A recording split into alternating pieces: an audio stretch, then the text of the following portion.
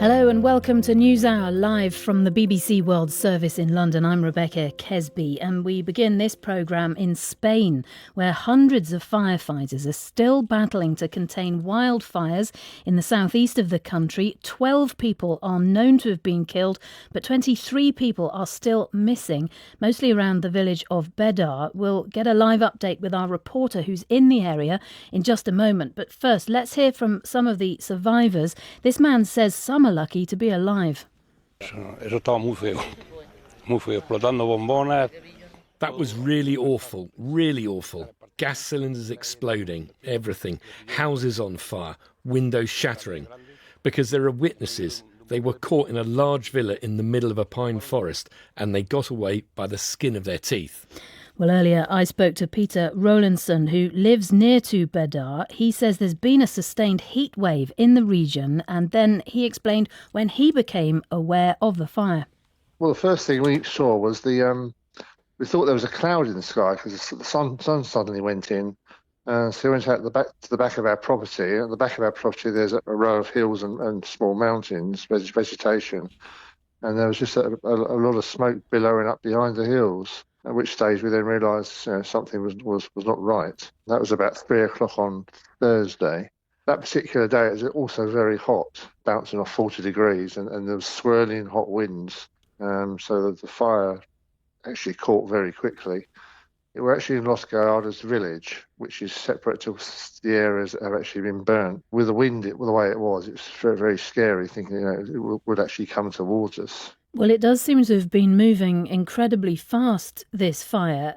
That's one of the things that people have been talking about, telling us it came with real speed. What made you decide to evacuate? We weren't actually told to evacuate at that stage. Basically, because my wife's asthmatic, we were getting a lot of smoke blowing down into the property. We decided to go and stay at a relative's house about 12 kilometres away on the coast. I know you've only lived there a couple of years or so, but you've been travelling to that area for many years. You know it really well. What can you tell us about this area of Spain and why this fire may have taken hold so fast? The last winter it was very wet, and so the vegetation grew more than it would have done normally, and then followed by a very dry period, in May, June, July.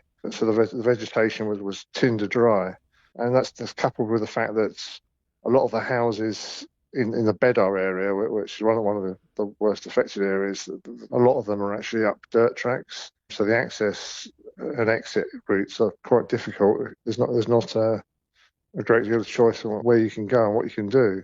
In our village, I think I counted the other day, I think we've got 6 or 7 exit routes on proper tarmac roads, which take you out onto very fast roads very quickly. We've got friends that live in Bedar, and as far as I know, some of their properties in the village are okay. We've got another friend who's unfortunately his property has been burnt to the ground. Oh dear, and that was only about 2 kilometres from Bedar village.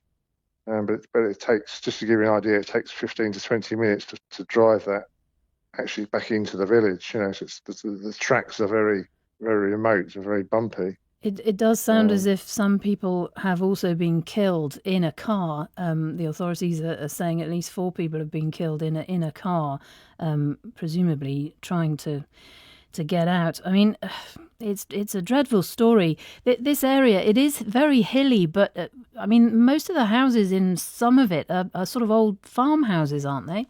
Historically, the area was there was a lot of farming activity in the area. So probably at that stage, there were probably goats, a herd of goats and things were actually taking care of some of the vegetation, and obviously some of the land was arable. So they were probably working the land, so maybe there wasn't so much dry vegetation just sort of lying around the place. So, Peter, I mean, Spain is very used to extremely hot weather, bushfires as well. The authorities do tackle them regularly. Is this one different, though? Well, I think just the speed of the thing and the access has been difficult, and the fact that it had this it started on an extremely hot day with extremely hot winds blowing just in every direction, swirling winds, has actually made it worse. And we've been coming here for over 40 years, and we found that it's got a lot wetter in the winter, certainly a lot hotter for longer in the summer. I would say a lot of it is global warming, yes. Peter Rowlandson there, who lives near the village of Bedar. Well, we can cross live to the BBC's Guy Hedgecoe now, who's near that fire zone. Guy, thanks very much for coming on. What are we hearing from the emergency responders at this point? Are they able to get the fires under control? Hello, Rebecca. Well, we know that around 500 firefighters have been battling the fire over the last few days. And it's been very tough because of the conditions, the wind and the very hot conditions. But there has been some good news the last few hours because the temperature has dropped slightly. I mean, it's still quite hot, but not nearly as hot as it has been. There was a heat wave until a couple of days ago. So that has made things easier for the firefighters. The wind has dropped slightly, and that is absolutely crucial. So we've had a sort of note of cautious optimism from the firefighters, from the local authorities, in the sense that they're saying that the end could be in sight in terms of bringing this fire under control, but more than 6,000 hectares have been burned and 1,400 people are still evacuated. So, clearly there's a lot of work to do, and they're being very cautious about making any predictions. Yeah, and it does seem as if quite a few properties have been completely destroyed, and we're still hearing there's quite a lot of people missing. Yes, that's right. I mean, there's still 23 people unaccounted for, and I think that is a big worry because we have that death toll of 12 people confirmed to have died in the fire. We're still waiting for their identification to find out exactly what countries they're from. But with these other people who are still missing or unaccounted for, there are concerns that some of them, or many of them, may have met the same fate, particularly in these sort of relatively isolated areas that we've just been hearing about, these areas away from towns and villages where people are living in or renting out homes or holiday homes in sort of rural areas that don't have a sort of easy evacuation route out. And don't know the area maybe as locals would do. You say the temperature's dropped a little bit, but the general heat wave continues across Europe at the moment. The authorities must be worried about other fires breaking out. Yes, and this is not the only fire that's been burning in Spain over the last few days. There have been there's been a wave of fires in the northeast in Catalonia, and some other parts across the north as well. And normally in Spain, the areas that tend to be worst hit are these sort of big, very rural, sparsely populated areas, and those are areas which are often not as well maintained as other areas, because they're sparsely populated. There are not people around to look after them or to clear up the vegetation. So the fire risk at the moment is extremely high, not just here in the southeast, but across much of Spain. And very briefly, a lot of people pointing to climate change as being one of the reasons this heat wave is lasting so long. Briefly. Yes, I mean there does seem to be, I think, a consensus. If you talk to Spaniards, people seem to accept this, that summers are longer now.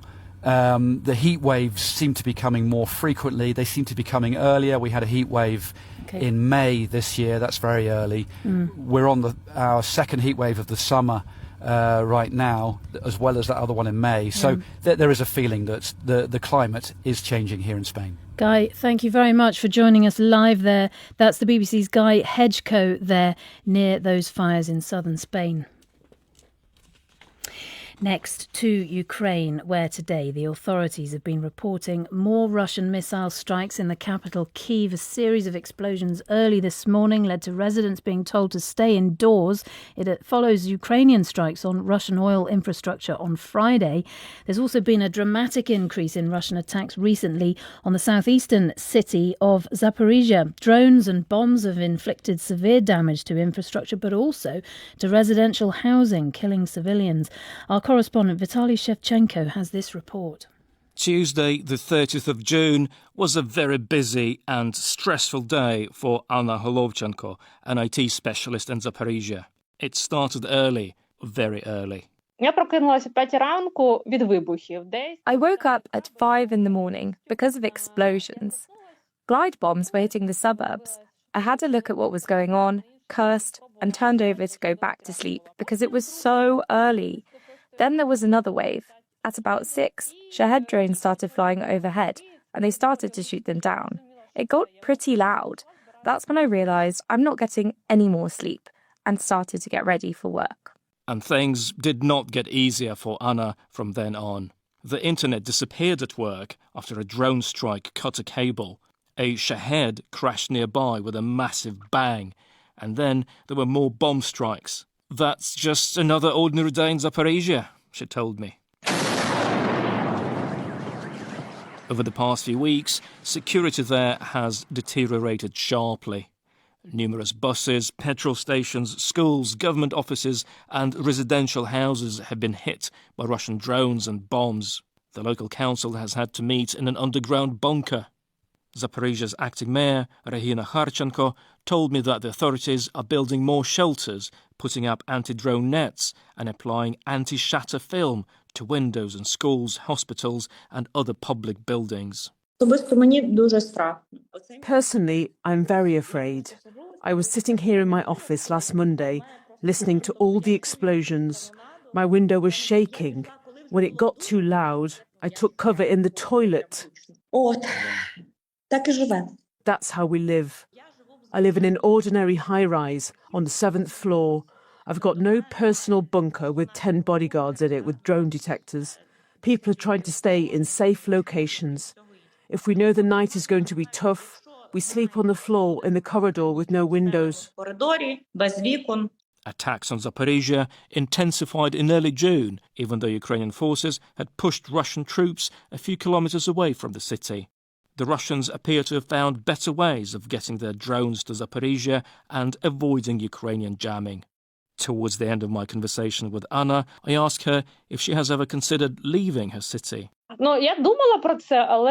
The thought has occurred to me. It may sound strange, but I don't think the situation is critical yet. We've got food, fuel, everything. Why would I leave? Maybe I'm not easily scared. We're just trying to stay safe, and we're doing all we can to survive until our victory. That report from Ukraine by our correspondent Vitaly Shevchenko there.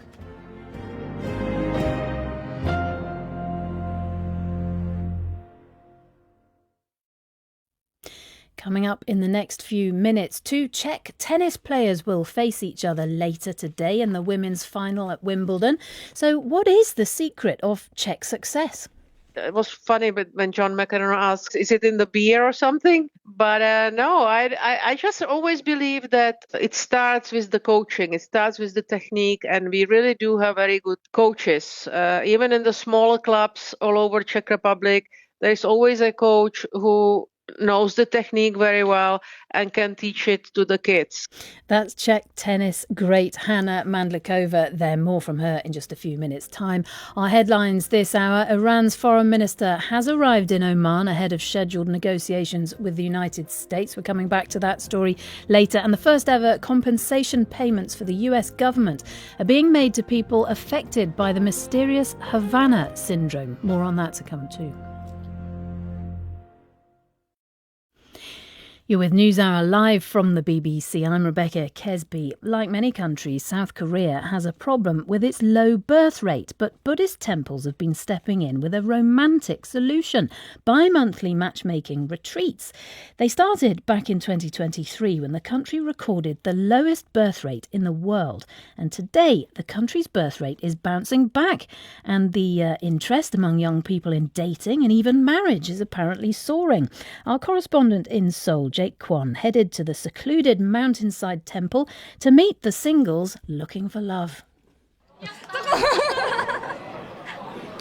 We're at Donghwasa, a Buddhist temple in the south of the country. And here there are 12 men and 12 women, very busy talking to each other. This is 나는 절로, or I'm going to the temple, a 2-day matchmaking retreat organized by the country's largest Buddhist group. It began in 2023, inspired by a hit dating show. That year, South Korea recorded the lowest birth rate in the world. The host Yoo Chul-ju made it his work to bring young men and women together. Buddhists have always been the first to take action when our country was in trouble. Low births are a national crisis. We had to do something about it. The day began with awkward introductions and ice-breaking round in the courtyard. I think I want to have some baby and family, I really like to care somebody. This is Enyo. He surprised everyone with pastries he baked the night before. And that's why I came here with some cookies. And I really want to wish to make a family with good people. Another participant, Son Ye-ji, says she always wanted to get married in her 20s. I used to work in a big city and had many friends and things to do. But since I moved to the provinces, it's not easy to date. Everyone at work is older. For lunch, it's the talent showcase time. And I'm in the room with 24 participants. And these people were selected out of the 1,600 who applied. And organizers have selected them based on how serious they are about finding their partner. And I can tell. Enyo sings a love song while Son Ye-ji dances to a K-pop number. One woman plays a flute she had learned just for this event. Everyone is sincere, as if this is their only shot at love. And that's because dating can be hard in South Korea. People typically meet romantic partners through school or sogeting, a blind date set up by friends. But failing that, small talk in big cities is rare. Drinking is down and dating apps never really took off. And before they can catch their breath, it's already time for women to pick their partner for the dinner date. Son Ye-ji picked Mino, a 32-year-old civil servant whose soft-spoken demeanor proved quite popular with women. While Enyo, who had a strong start, did not get picked. Well, I feel a little bit sad, because the results are quite bad. Okay, you're not letting your spirit down. Yeah, Still try my gonna best. try. Yes. The sun has gone down and we're nearing the end of the day. The host reminds them that there is no bedtime and the night in the temple can be full of surprises. To Son Ye-ji's dismay, Mino is taken on a date by another woman, and in the morning, 8 couples emerge. The organizer says he sees about 50 to 60% match rate. So today, this is a success. And while they go outside and take a group photo, the ones who couldn't find the match, they watch on. Everyone was so interesting and nice. Oh, I loved it. We stayed up until 3 a.m. last night just yapping. You're okay? You didn't find a husband today? Yeah, I made great friends here. And that was the BBC's Jake Kwon with that romantic tale from South Korea. Now it's the final weekend of the Wimbledon Tennis Championships, and in just a few hours' time, the women's single final will be taking place on centre court. It's going to be an all-Czech affair, with Karolina Makova facing her compatriot Linda Noskova. They come in a long line of Czech tennis players who've won major championships. Martina Navratilova, of course, chief among them, winning a record 9 Wimbledon singles titles. Well, the last time 2 Czech-born women contested the final was back in 1986 when Navratilova beat Hannah Mandlikova. And my colleague Celia Hatton has been speaking to Hannah about today's final and the 2 finalists. I know Linda very well because my daughter played in the juniors with her. She had always this kind of calmness about her, like very quiet, very confident on the court and didn't show that much emotions. So I think that suits her very well for her game, She doesn't panic. She just stays on the court trying to do her best. Karolina, I know very well too. It's funny because they both from Moravia. It's like they're very calm. I think that suits them both. Prague people and where I come from, they're a little bit more... I don't know, because it's the biggest city or something. I don't know. They're a little bit more, I would say, more outspoken, more different people. Hannah, Yeah. what is it about the Czech Republic Oh my produce God. so many great tennis players, especially in the women's game? I know, it's crazy. I mean, it was funny, but when John McEnroe asks, is it in the beer or something? But no, I just always believe that it starts with the coaching. It starts with the technique, and we really do have very good coaches. Even in the smaller clubs all over Czech Republic, there's always a coach who knows the technique very well and can teach it to the kids. Usually, if you look at Czech players, they have good techniques, and I think that's what it is. Hannah, you played in the women's singles final twice at Wimbledon. What's it like to step out on centre court with so much at stake? Yeah, well, I tell you, first time I was 18, I had no idea what was going on because I was in the final so nervous. It's like I play against Chris, and it's like special. It's really, everybody always tries to explain it, but Wimbledon is just the top of the Grand Slams, and it's just totally out of this world, really, because to win Wimbledon, it's like totally different than the other Grand Slams. And in my book, and I think I think most of the players, Wimbledon is number one from all the Grand Slams if you win it. Is the crowd different at Wimbledon? Different, totally. They quiet, they understand, they know where to react, when to not react. They understand the sport very well, very well. And they just very nice and polite people, and they still make it exciting. It's a pleasure really to play in Wimbledon. It really is. If you could send a message to the two players today, what would you say to them? I would say to them that they should be very, very proud of themselves, what they achieved, because they both went through a very hard times in their lives already. Carolina with her injuries and Linda with her mom. And I think they should be very, very proud of themselves. And it's a pity that it cannot be that they both cannot win, because they both deserve it.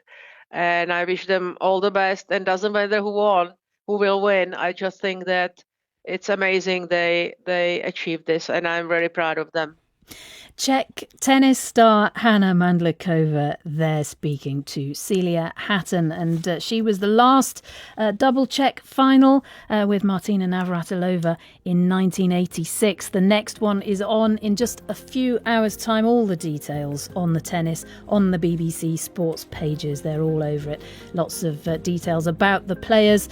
Today the women's match, of course, and tomorrow the men's, and our correspondents are at the scene with all the details.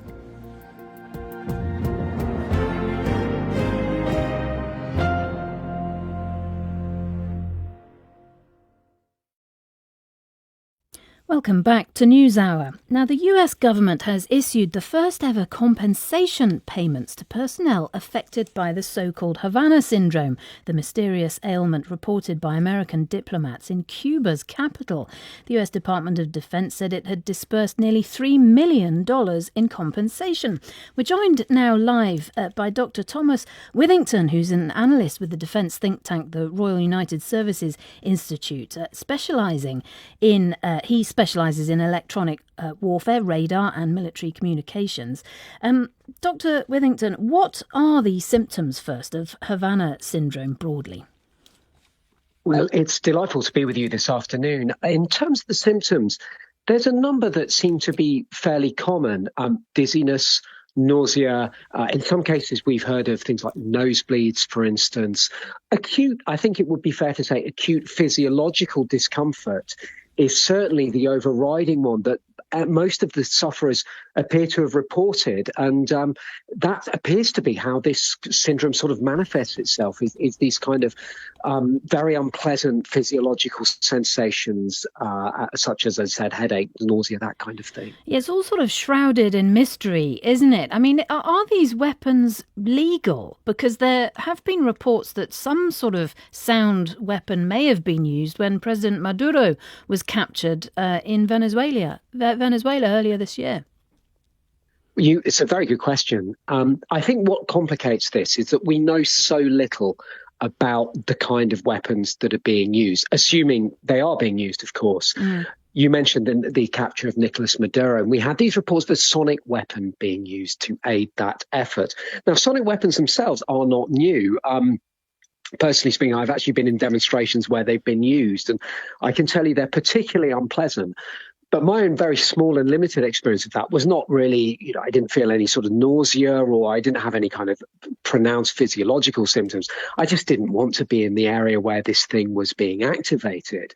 But of course, what we know in terms of what's happening in the public domain compared to what is happening in the military domain and kind of the classified space, obviously that's a lot more mysterious, and by its very nature, it's much more difficult to get information about that. Yeah, now we call it Havana syndrome, but I mean, it's never really been proved exactly what happened to cause it, has it? Again, an excellent question. And something I always think about is whenever something new comes out about Havana syndrome, such as the news we've had today concerning the compensation or reports we've had in the past, every time we get one of these reports, we get a vignette of information. In many ways, we just end up with even more questions that we need to ask. So we're getting more information that's coming out, but often that is just sort of getting us deeper into the mysterious elements of this, of, well, what's actually causing it? How could it be caused? Why do some people get symptoms but other people don't? And it's really, really difficult to try and clear up those questions with any sort of definitive answers. Well, thank you for helping us understand it, at least. Thank you so much for joining us, I think, from the south of France today. That's Dr. Thomas Withington there from RUSI.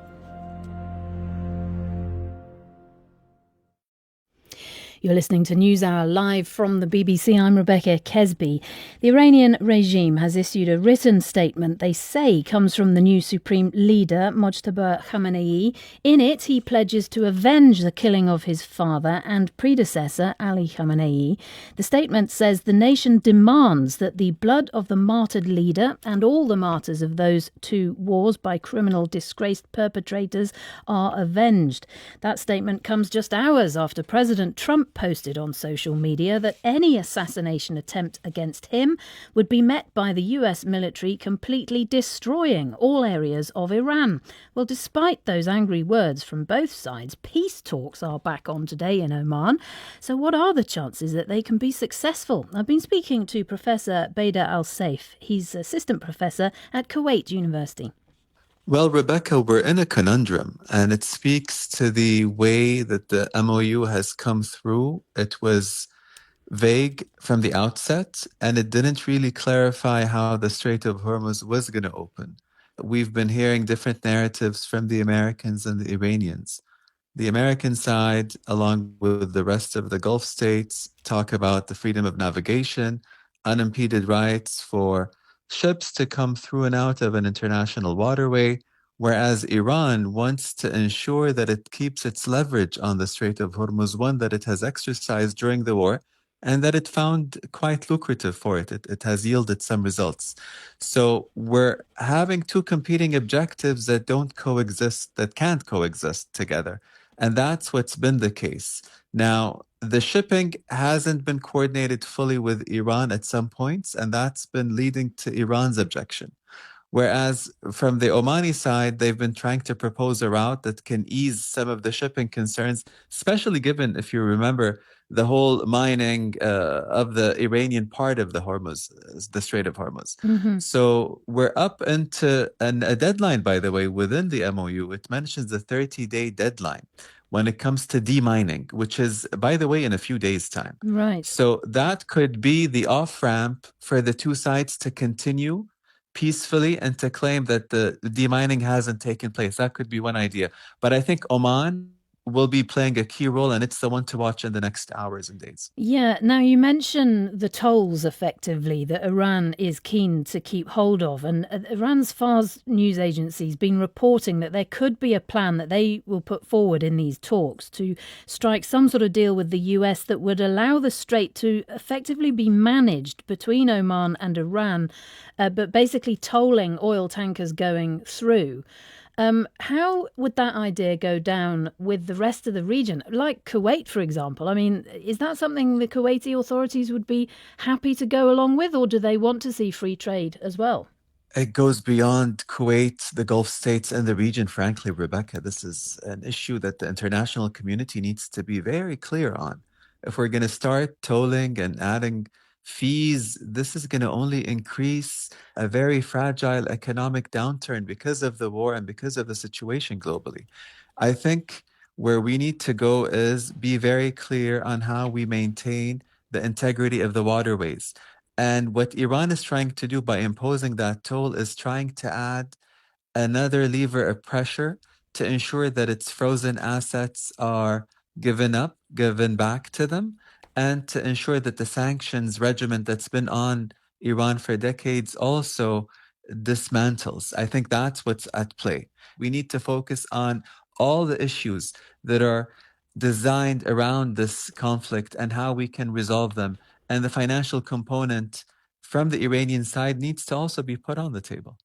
Well, that's right. I mean, the reality of the situation can't be avoided by both sides. I mean, part of the reason the MOU came into being was because both sides wanted to end the war, but we've had all this talk getting ever more violent in the past few days. Trump declaring the ceasefire over. We've now had the new supreme leader effectively threatening Donald Trump with assassination. Is that the reality of the relationship, or are there discussions behind the scenes that we're not hearing about?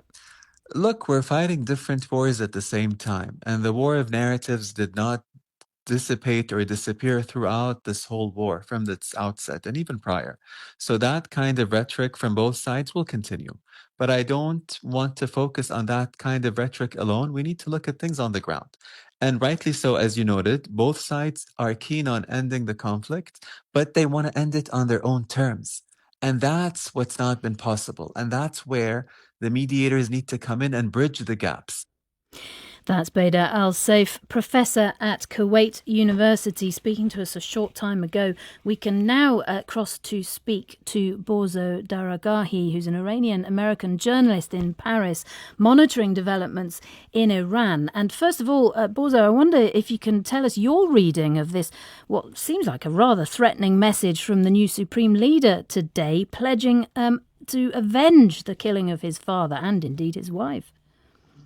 Yeah, I mean, he also said it, he couched it in religious terms and Quranic terms. He put it in the context of the themes of martyrdom in Shia Islam. And it was phrased as the duty of the nation to avenge what happened to his father and what happened to the country because of this sneak attack on Iran on February 28th. And so I think that is important context to add to that. It wasn't like an operational command to take revenge right now. Right, understood. But nonetheless, the threatening language from both sides doesn't really bode well for peace talks, do they? But I wonder if there's other things going on behind the scenes, because some of the media in the US is reporting private messages, acknowledgement from Tehran that the attacks on the 3 oil tankers earlier this week, which led to President Trump saying the ceasefire was over and all the latest strikes, they're saying that Tehran has acknowledged that was a mistake and they want them to acknowledge it publicly. Do you know anything about this? I don't know anything about that, and I would take that with a pinch of salt as well, because it is the Trump administration essentially leaking to CBS News that they were told this in private conversations. It just sounds very fishy. It could be that one of the mediators said, look, there is this regret on the part of the Iranians for what happened. Let's get back together. I just don't think that the Iranians are, the security forces are fractionalized to meet the narrative that the Trump administration portrayed of a rogue faction of the IRGC launching these attacks. That just does not square with reality. Yeah, so in terms of the reality, when this deal was made, as we were saying to the professor before, both sides were quite keen for it to end because it's not really in Iran's interest to continue with this war, and President Trump is desperate to end it before the midterm elections. Yeah, I think there is incentive on the part of both countries to end the conflict. There is an incentive on the part of Iran to end the conflict. But there are also very strong voices inside Iran who say that ending the conflict too early was a mistake. The U.S. and the world didn't suffer enough. Israel didn't get hit hard enough. That it was a mistake, even a stab in the back for the negotiators to end the conflict and agree to this memorandum of understanding that is not worth the ink on the paper that it's written on. And so there is a lot of pressure on the part of Iranians, too, to resume armed conflict, even if there is an incentive as well to end the armed conflict. Very good to speak to you. Thank you so much for joining us live there. That's Bozu Daragahi there, an Iranian-American journalist currently in Paris monitoring developments there. Those peace talks, we understand, getting underway in Oman today.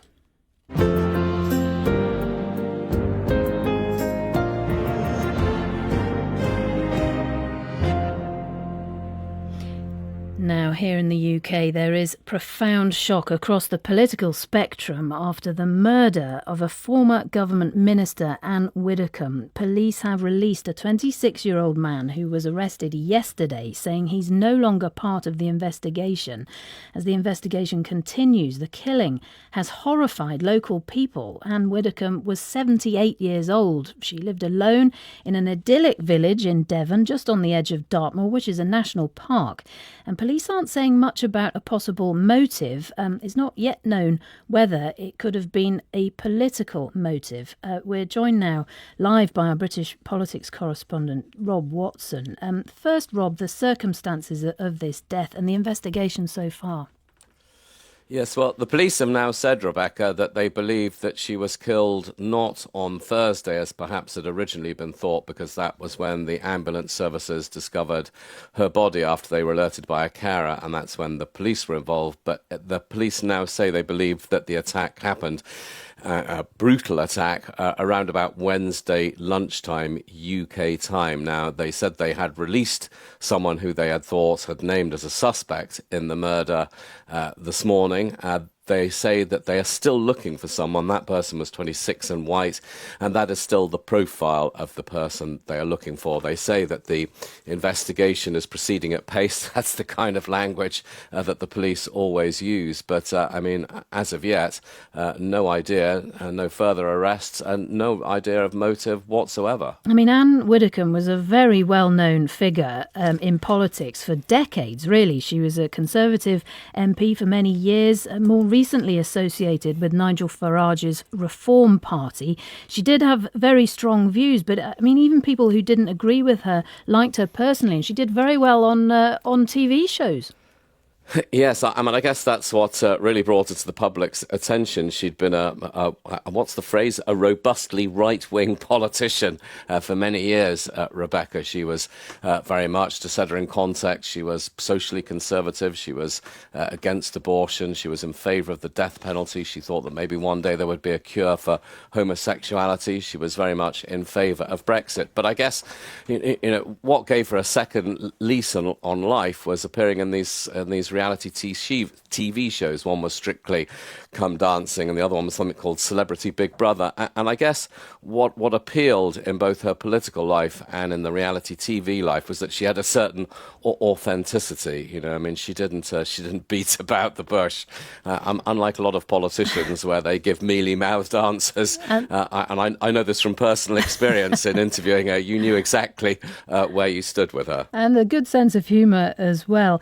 But one thing that's really shocking and quite frightening local people, I suspect, is that she, despite having a large personality, was absolutely tiny. I mean, she was barely 5 foot tall. And this area of Devon that she lived in has got a really low crime rate, hasn't it? It really has. I mean, you couldn't imagine somewhere. It's near where I go on my annual holidays, so I know the area well. I mean, you couldn't imagine a place where you'd be least likely to expect any kind of crime, never mind murder. I mean, people don't tend to lock their doors. People don't tend to lock their cars very much. And, you know, in the whole of 2025 in Devon, which is in the southwest of England, there were just 9 homicides. So I think it gives you an idea of how incredibly rare this is. Well, that police investigation continues, Rob. Thanks so much for joining us with the latest on that. The murder, it seems, of Anne Widdecombe, former government minister here in the UK.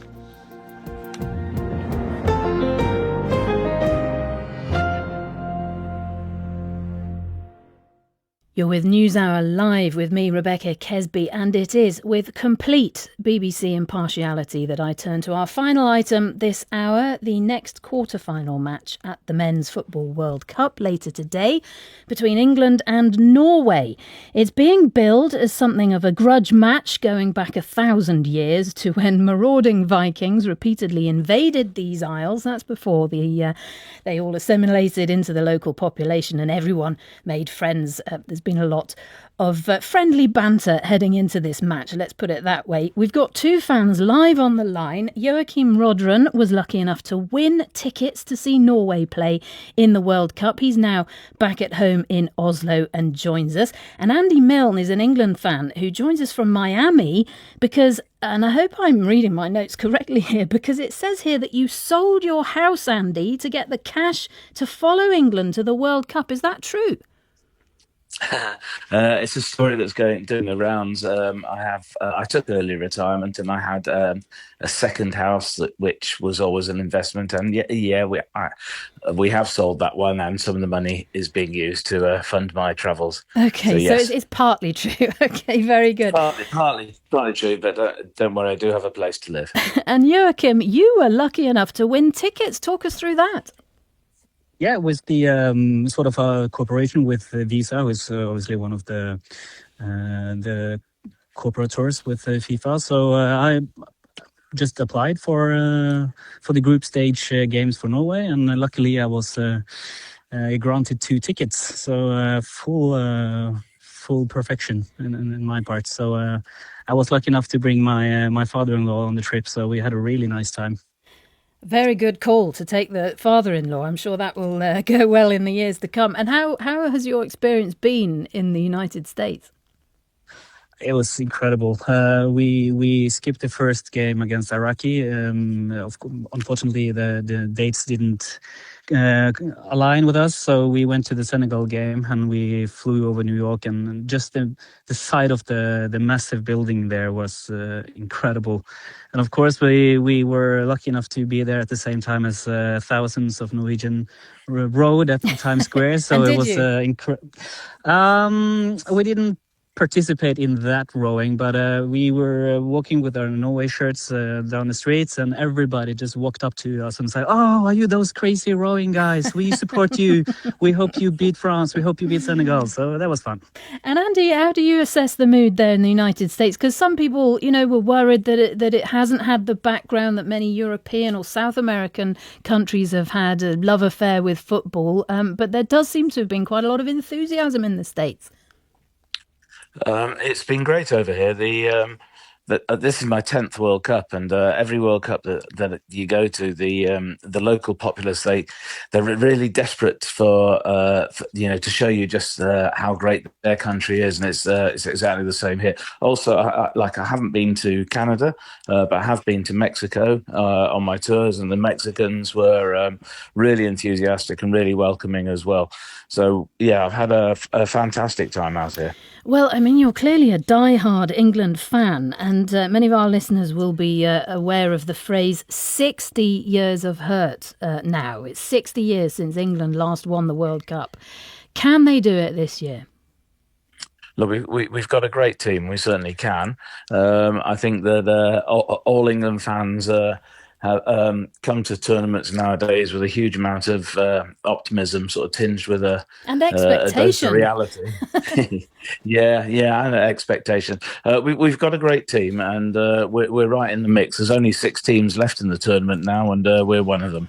Joachim, I mentioned the friendly banter leading into this. There's been all sorts of brilliant memes about your front man, Haaland, Erling Haaland, who's really captured the imaginations of people coming up with AI images of him dressed as a marauding Viking. It's kind of captured the imagination. Can he do it for your team tonight? He certainly can.